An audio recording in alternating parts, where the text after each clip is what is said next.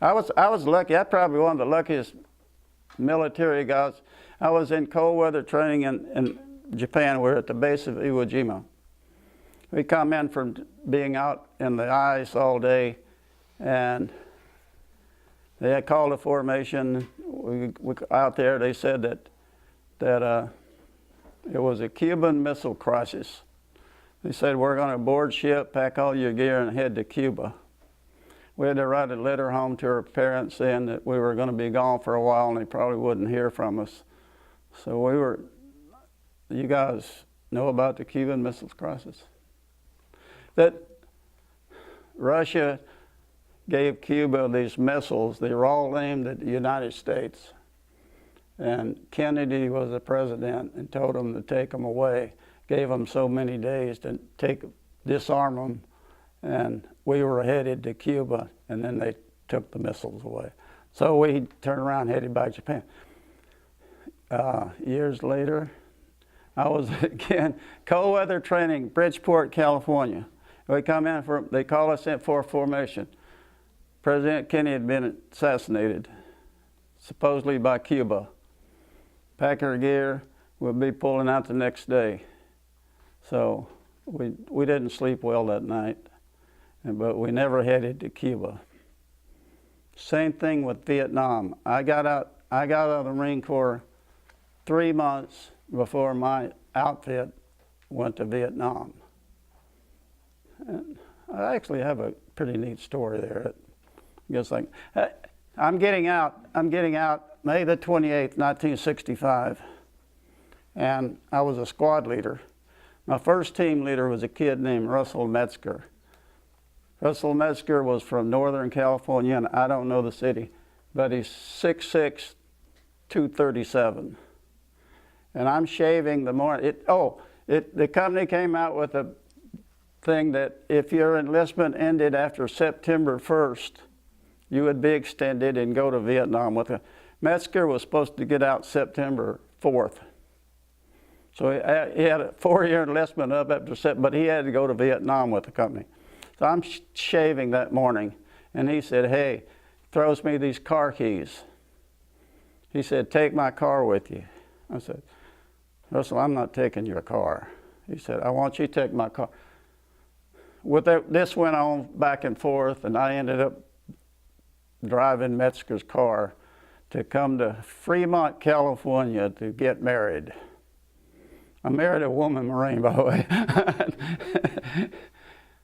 1 year later, I'm coaching Little League Baseball, and 4 kids were in the car, Metzger's car, and for no reason at all, I turned the radio on, and within seconds, it said 4 Marines were killed in Vietnam today. Corporal Russell Lee Metzger, and I'm driving the guy's car. I have probably thought of Russell Metzger every day the rest of my life. Just never forget him. Last year, I found out where he was buried, and I visited his gravesite 3 weeks ago. Here in Redondo Beach, California.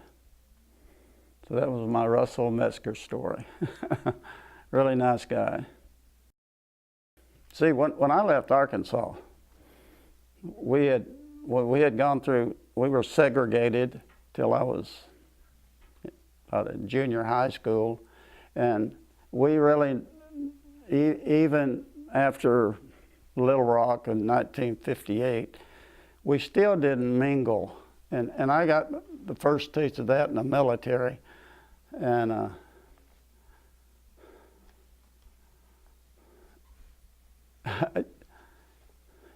say that question again. You're doing fine. Oh, am I? Share when you met. It was really, you know, I was just a kid back there going to school and playing and going through. All right, I got an integration story. I was 8 years old, 8, 9, somewhere in there. And from my house to this creek is a good half mile or so, and you had to cross these people's property. And there's a creek out there. And I used to go walk down there and fish. And there was a little black guy my age would come from the black section. We weren't integrated. And he and I fished together for 3 years, and no one ever knew it.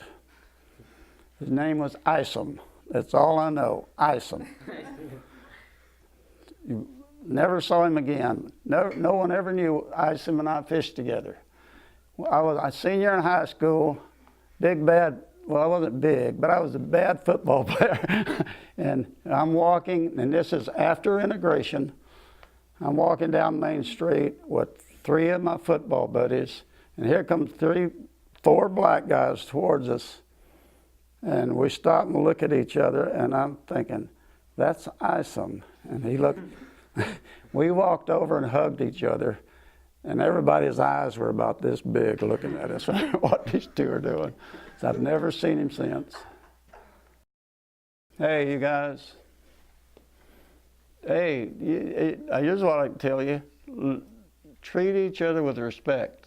You treat him just like he would want you to treat. That's what you do in this world. Just show respect for everything. And something else. Whatever you do the best you can do at it. Because if you don't, you're cheating yourself.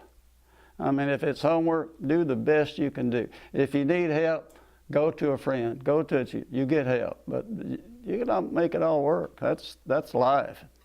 Go into a workplace. Just do the best job you can do. I read a thing last year. It's called a 1-day contract. Every day you get up, you sign a 1-day contract that says, I'm going to do the best I can do today, or I didn't fulfill my contract. The next morning you do the same darn thing. Sign a 1-day contract, and you fulfill it. That's life. I think that was a neat story. All right. Hi, my name is Leonel Gonzalez. Hi, my name is Ariana Fernandez. Hello, my name is Abel Deco. Hi, my name is Adolfo Toledo.